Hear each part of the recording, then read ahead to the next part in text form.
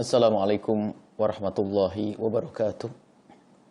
Alhamdulillah Ar-Rahman Ar-Rahim.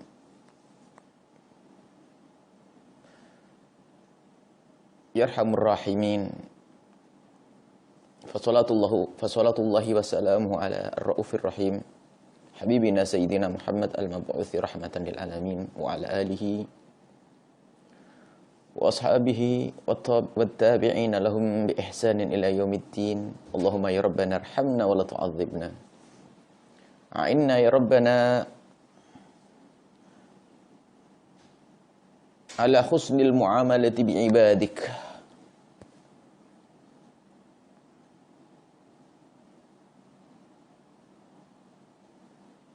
Wa a'inna ya Rabbana ala husnil muamalati bika. A'inna ala dzikrika wa syukrika wa husni ibadatik. Allahumma ya Rabbana arham ar-rahimin. Irhamir rahimin min ibadik. Wahsurna ma'a zumratir rahimin wa ma'a habibika sayyidil mursalin. Warzuqna ya Rabbana taubata qabla al-maut wa syahadata 'inda al-maut wal jannata ba'da al-maut. Amma ba'du. Yang kami cintai, yang kami muliakan, para orang tua kami, para hadirin, hadirat, para pemirsa, para pendengar dimanapun Anda berada. Alhamdulillah, kemudahan dari Allah diberikan kepada kita untuk terus istiqamah di dalam mengikuti kajian hadis, ngaji bareng untuk semakin kenal dan semakin dekat dengan Nabi dengan membaca hadis-hadis beliau, riwayat-riwayat dari beliau, dan semoga Allah menambahkan kecintaan kita kepada beliau dan memudahkan kita untuk mengikuti beliau. Kita dengan Al-Imam An-Nawawi rahimahullahu ta'ala, nafa'anallahu bihi wa bi'ulumihi daraini. Kita sudah sampai kepada hadis di dalam babu amri ulatil umuri birrifqi. Bab tentang kepemimpinan. Bagaimana memimpin dan bagaimana menjadi orang yang benar dan baik di saat dipimpin. Pendidikan harus seimbang. Dan itulah Rasulullah mendidik, tidak hanya mendidik seorang pemimpin, akan tapi orang yang dipimpin pun harus punya pendidikan, punya ilmu. Ada keseimbangan di sini. Dan untuk orang yang dipimpin sudah kita bahas pada pertemuan yang lalu. Dan yang memimpin pun juga sudah kita bahas. Hanya sekarang ini hadis ini seolah-olah mengulang lagi, akan tapi begitulah, begitu pentingnya masalah ini. Imam An-Nawawi rahimahullah ta'ala menyebut hadis yang serupa dengan hadis yang sebelumnya, yaitu an Aid bin Amr radhiyallahu ta'ala anhu annahu dakhala ala Ubaidillah ibn Ziyad. Dari Sayyidina Aid, beliau masuk kepada Ubaidillah ibn Ziyad. Faqala lahu, kemudian beliau berkata kepada Ubaidillah ibn Ziyad, "Ai bunayya," wahai anakku, maksud, wahai anak muda, wahai anakku, ini sami'tu Rasulullah sallallahu alaihi wasallam.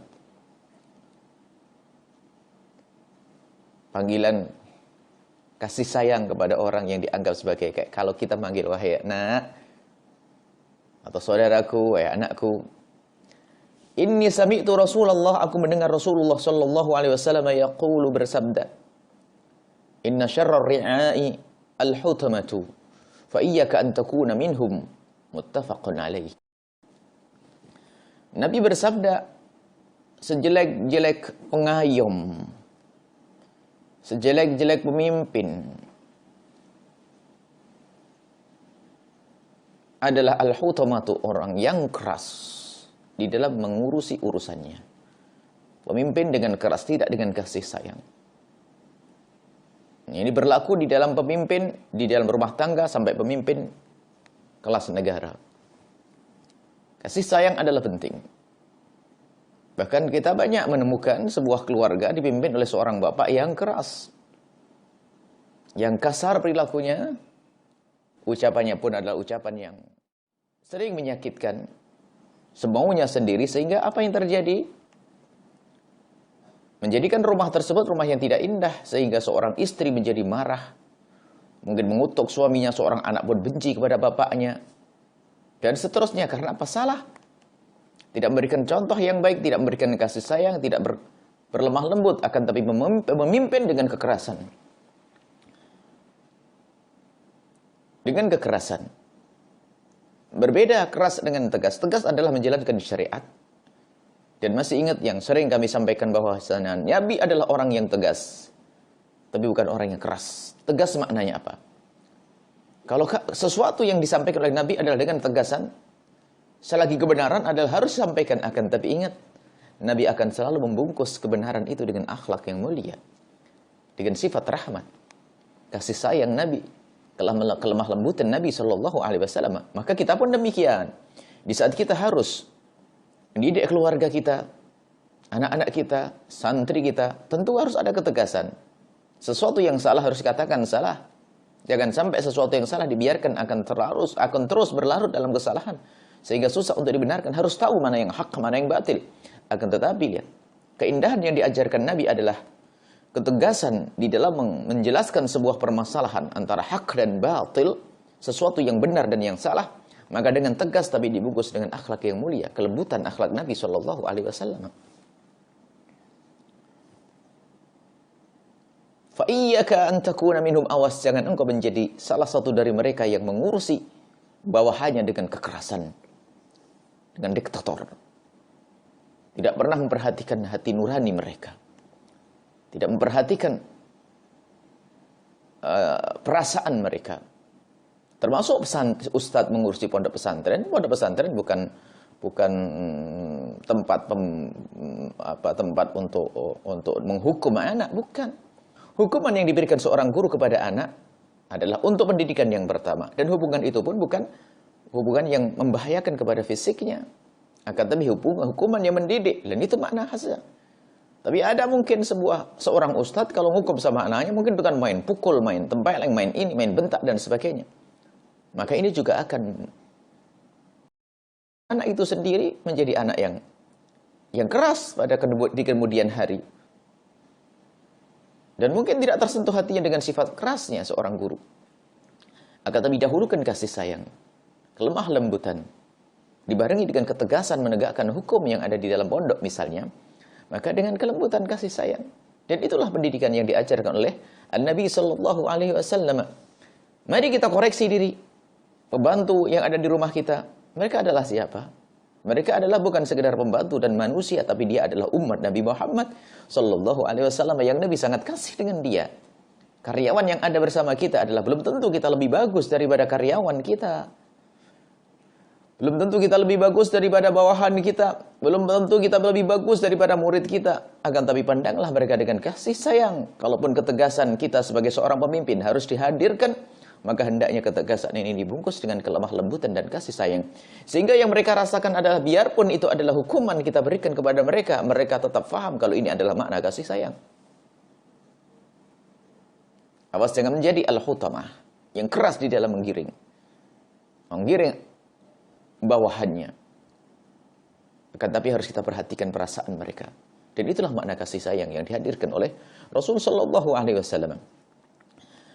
Dan makna kasih sayang yang lainnya adalah kita harus tahu apa yang mereka butuhkan. Karena kita mengurusi mereka. Bahkan makna memperhatikan kebutuhannya bukan kita harus memberi, akan tapi mungkin di sini ada orang yang punya kelebihan, ini kekurangan, kita kenalkan, kita sampaikan, kita himbau agar yang punya kelebihan harta bisa membantu yang fakir dan begitu seterusnya. Yang pandai membantu yang lemah. Dan ini yang paling mampu adalah seorang pemimpin. Memberikan wejangan, petuah, pengarahan kepada orang yang dipimpin. Agar bisa saling tolong-menolong dalam kebaikan. Sehingga yang lemah bisa dibantu oleh yang kuat, yang fakir dibantu oleh orang kaya. Bukan memimpin memihak kepada si kaya saja untuk menguatkan tangan besinya, kediktatorannya, bukan. Akan tapi harus bagaimana mengajari kelemah lembutan. Maka dia mengajak si kaya untuk berlemah lembut kepada si fakir. Mengajak orang yang punya kekuatan agar berlemah lembut kepada yang lemah. Sehingga yang ada di dalam komunitas atau yang di bawah naungannya itu adalah keindahan. Saling menolong di dalam kebaikan. Awas jangan menjadi orang yang keras. Sehingga siapapun yang berada di sekitar kita menjadi orang yang jenuh. Bahkan mungkin benci dengan kita, na'udzubillah. Istri membenci, istri marah, istri ada. Kita menemukan sebuah keluarga seperti itu. Anaknya marah dengan bapaknya, istrinya pun demikian. Semuanya marah dengannya. Karena apa? Sikapnya. Yang tidak pernah menggunakan hati nurani dalam mengurusi mereka. Dan tidak cukup juga dengan harta. Bahkan ada sebagian dari para bapak, para orang tua yang diberi oleh Allah kekayaan, tidak memberikan, tidak melayani anak mereka dengan kasih sayang, tapi mengayomi dengan harta. Dikasih duit saja, tapi tidak pernah ditampakkan dari sifat perilakunya yang lemah lembut mengayomi. Sehingga yang terjadi dalam diri sang anak adalah dia taunya uang saja. Tidak mengerti makna balas kebaikan dan tidak mengerti makna kasih sayang. Dia akan menggunakan dengan uangnya apa saja yang bisa ia lakukan dengan uang tersebut. Bagaimana Nabi SAW di dalam memperlakukan orang yang menjadi seorang budak yang datang kepada beliau. Seorang budak datang kepada beliau, dihantarkan oleh Nabi dengan lemah lembut. Di saat dia ketakutan karena barangnya hilang, uangnya hilang, diutus oleh majikannya, tuannya, lalu uangnya hilang, lalu bingung, tidak berani pulang. Nabi mengantarkan, begitu lemah lembutnya Nabi dengan seorang budak. Dan dengan anak kecil pun demikian. Hadis selanjutnya adalah an Abi Maryam Al-Azdi radhiyallahu ta'ala anhu annahu qala li Muawiyah, diriwayatkan dari Abi Maryam Al-Azdi, beliau berkata kepada Muawiyah radhiyallahu ta'ala anhu, sami'tu Rasulullah, aku mendengar Rasulullah yaqulu berkata, man wallahu Allahu syai'an min umuril muslimin. Hei, siapapun yang mendapatkan, siapapun yang Allah kuasakan atas kaum muslimin, siapapun yang Allah pilih untuk mengurusi urusan kaum muslimin, fahtajaba duna hajatihim, kemudian dia menghalangi hajat mereka. Apakah hajat mereka kepada orang lain atau hajat mereka kepada khalifah atau pemimpin? Artinya tidak peduli dengan hajat mereka. Wa khallatihim, hajat yang mendesak. Wa fakrihim, kefakiran mereka. Tidak berpikir untuk menolong mereka. Tidak berpikir untuk mengajari orang untuk tolong menolong. Ihtajaballahu duna hajati, maka Allah subhanahu wa ta'ala akan menghalangi hajat mereka, hajat wali pemimpin tersebut. Wa khallatihim, dan hajat yang sangat sama. Hajat, khullah, fakir itu sama. Fakir kurang lebihnya sama. Maka di saat fakir yaumal qiyamah, di hari kiamat, tidak akan ditolong oleh Allah. Alhamdulillah. Di dunia mungkin bisa bermegah-megahan dengan kekayaannya, dengan kekuasaan, main perintah sana perintah sini. Akan tapi itu hanya kehidupan yang sesaat, wahai ahli iman. Akan tapi nanti di akhirat ada tuntutannya di hadapan Allah Subhanahu wa taala. Ada tuntutan, lihat, Allah tidak akan berikan pertolongan kepada mereka di saat pertolongan, tidak ada pertolongan lagi kecuali pertolongan Allah. Berfikirlah wahai para orang tua yang punya anak-anak di bawah naungannya. Berpikirlah wahai orang yang punya perusahaan, punya karyawan di bawah naungannya. Berpikirlah seorang pemimpin, penguasa atau yang punya rakyat yang mengurusi umat kaum muslimin. Ketahuilah, itu semua ada hitungannya di hadapan Allah. Semoga Allah menjauhkan kita dari kezaliman. Semoga Allah memudahkan kita untuk mengurusi orang-orang yang ada di bawah naungan kita dengan kasih sayang, sehingga kelak di akhirat kita akan mendapatkan pertolongan dari Allah Subhanahu wa taala. Faja'ala Muawiyatu rajulan ala hawaijin nasi. Kemudian setelah itu Muawiyah menjadikan dirinya orang yang selalu mengurusi hajatnya manusia. Dan begitulah, sebaik-baik orang adalah insaf. Di saat mendapatkan petuah, segera berpikir urusan akhiratnya. Maka kami memohon kepada Allah, semoga yang mendengar petuah ini, petuah dari Rasulullah ini, siapapun Anda, segera berubah. Membuat perubahan, bergegas untuk mengurusi hajat mereka. Mengurusi hajat mereka, membantu mereka, meringankan beban mereka, sehingga kelak di akhirat kita mendapatkan pertolongan dari Allah Subhanahu wa taala. Dan ingat, awas, kalau kita berbuat zalim kepada siapapun yang di bawah naungan kita, ada hitungannya di hadapan Allah, dan Allah tidak akan memberikan pertolongan kepada orang tersebut yang mempersulit urusan rakyatnya, yang mempersulit urusan bawahannya, yang mempersulit urusan anak-anaknya. Na'udzubillah. Maka ayo kita semua koreksi diri. Nggak usah banyak melihat orang lain dulu. Lihat diri kita sendiri. Karena semua dari kita adalah pengurus, punya tanggung jawab. Maka dari itu, orang yang sibuk mengurusi orang lain biasanya lupa dengan urusannya sendiri. Ayo kita berpikir tentang diri kita sendiri. Kemuliaan adalah dengan kasih sayang yang kita berikan kepada orang yang di bawah naungan kita. Ini saja bisa kami hadirkan pada kesempatan ini. Insya Allah ya. Jangan lupa, minggu depan adalah acara Maulid besar. Minggu depan acara Maulid besar. Dihimbau agar semuanya bisa membawa kawan, sanak, saudara, kerabat untuk bisa datang ke tempat ini. Dan doakan semuanya, para penitia, tim semuanya diberi oleh Allah ketulusan, karena ini adalah acara besar untuk menggugah cinta kepada Nabi Sallallahu Alaihi Wasallam, untuk menumbuh suburkan makna cinta kepada Nabi, untuk mengenalkan umat kepada Nabi. Mungkin ada orang yang belum pernah menghadiri majelis, semoga dengan minggu depan, di Ahad depan, menghadiri majelis sehingga menjadi orang-orang yang dicintai oleh Allah, semakin dekat dengan Rasulullah Sallallahu Alaihi Wasallam, dimudahkan untuk melakukan kebaikan. Dan semoga Allah menjadikan kita adalah hamba yang saling mencintai karena Allah. Di saat kita menjadi seorang pemimpin, kita menjadi pemimpin yang bisa berkasih sayang kepada hamba-hamba Allah. Dan di saat kita dipimpin, semoga kita menjadi orang yang dipimpin, yang bisa patuh kepada orang yang memimpin kita, yang mengurusi kita, patuh kepada bapak kita, kepada ibunda kita, kepada pemimpin kita. Dan semoga Allah Subhanahu wa taala memberikan kepada kita pemimpin yang tulus dan ikhlas, ahli surga, yang kenal Allah dan Rasulnya. Dan semoga Allah menjauhkan dari pemimpin-pemimpin yang tidak kenal Nabi Muhammad sallallahu alaihi wasallam. Dan semoga Allah memberikan ketulusan kepada semua yang berjuang di dalam memperjuangkan kepemimpinan. Jangan sampai dikuasai hawa nafsu, sehingga suara yang diangkat adalah suara setan. Kita ingin suara yang diangkat adalah suara kerinduan kepada kemuliaan.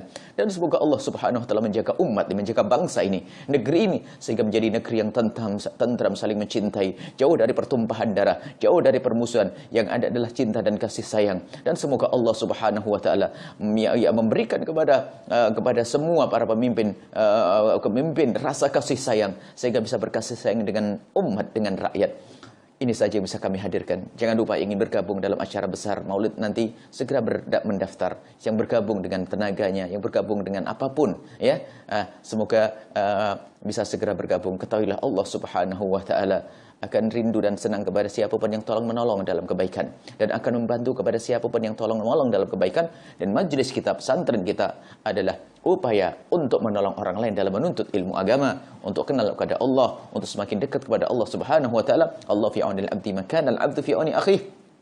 Yang ikut berkiprah di pondok pesantren, di lembaga pendidikan semacam ini, dalam dakwah, ketahuilah dia telah menolong umat Nabi Muhammad. Maka ketahuilah jawaban dari Allah, Allah akan memberi pertolongan kepada Anda, mempermudah urusan Anda, mempermudah urusan anak-anak Anda, mempermudah urusan keluarga Anda. Karena apa? Anda ngurusi keluarganya orang lain. Semoga Allah menerima amal kita, memberikan keikhlasan. Bismillahirrahmanirrahim. Alhamdulillahirabbil alamin. Allahumma shalli ala sayyidina Muhammad wa ala ali sayyidina Muhammad. Irhamna wa la tu'adzibna, irhamna wa la tu'adzibna. Irhamna, ya Allah, berikan kasih sayang-Mu kepada kami. Jangan kau hukum kami di dunia dan di akhirat, ya Allah. Berikan kasih sayang-Mu, ya Allah. Sungguh bagi-Mu sangat mudah. Ampuni dosa kami, ya Allah. Dosa yang kami lakukan, ya Allah, jangan sampai Kau simpan hingga kelak di akhirat. Kami ingin dosa kami Kau tutup di dunia, ya Allah. Di dunia saat ini, Allah. Ya Allah, ya Allah. Dan kami mohon, berikan kepada hati kami kasih sayang, ya Allah, agar kami bisa berkasih sayang dengan sesama kami, dengan anak-anak kami, dengan kerabat kami, dengan orang yang di bawah naungan kami, ya Allah. Ya Allah, ya Allah, ya Allah, ya Allah. Engkau Maha tahu tentang kami, ya Allah. Para santri-santri kami, ya Allah. Ya orang yang belajar dengan kami, ya Allah. Ya Allah, jauhkan kami, ya Allah, dari menyakiti hati mereka dengan perilaku kami atau dengan lisan kami. Maka kami mohon, ya Allah, jika ada di antara yang hadir di sini, yang menghadiri acara ini, atau yang mendengar ceramah pengajian kami, atau yang mendengar kalimat-kalimat kami, lalu mereka tersinggung dengan kalimat kami mohon, ya Allah, ampuni kami. Dan kami mohon, ya Allah, ganti, ya Allah, sakit hati mereka dengan kasih sayang-Mu, ya Allah, dengan segala kebaikan, ya Allah. Sungguh kami tidak ingin menyakiti siapapun dari hamba-hamba-Mu, ya Allah. Jika ada yang tersakiti oleh lidah kami, baik yang kami sengaja atau tidak sengaja, kami mohon ganti dengan segala kebaikan untuk mereka, ya Allah. Kami tidak ingin ada orang yang sakit hati, ya Allah. Kami tidak ingin ada orang yang sakit hati, ya Allah, ya Allah. Dan jaga lisan kami, lidah kami, ya Allah. Ya Allah, perilaku kami jaga, ya Allah.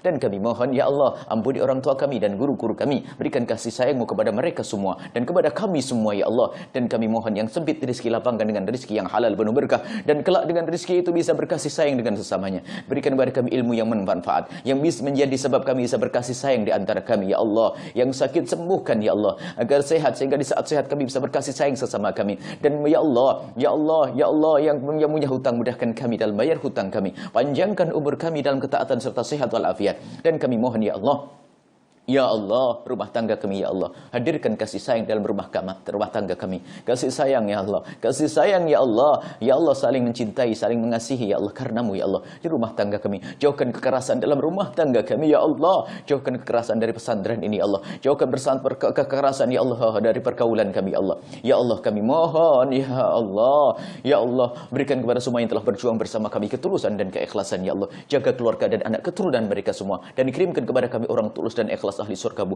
yang bisa berjuang bersama kami ya Allah. Ya Allah kami ingin kelak ya Allah mati dalam keadaan berjuang di jalanmu ya Allah. Dan kami mohon berikan kepada kami semua husnul khatimah. Kelak di saat kau hendak mencabut nyawa kami ingin kau cabut nyawa kami dalam keadaan kami berjuang di jalanmu ya Allah. Dan berikan ketulusan dan keikhlasan sehingga saat kau mencabut nyawa kami dalam keadaan kami husnul khatimah ya Allah. Husnul khatimah, mati dalam keadaan iman. Dan kami mohon ya Allah jadikan ucapan kami di akhir hayat kami kelak saat Engkau hendak mencabut nyawa kami ingin saat itu ya Allah hati dan lidah kami mampu mengucapkan kalimat agung dan mulia la ilaha illallah Muhammadur Rasulullah, la ilaha illallah Muhammadur Rasulullah, la ilaha illallah Muhammadur Rasulullah sallallahu alaihi wasallam.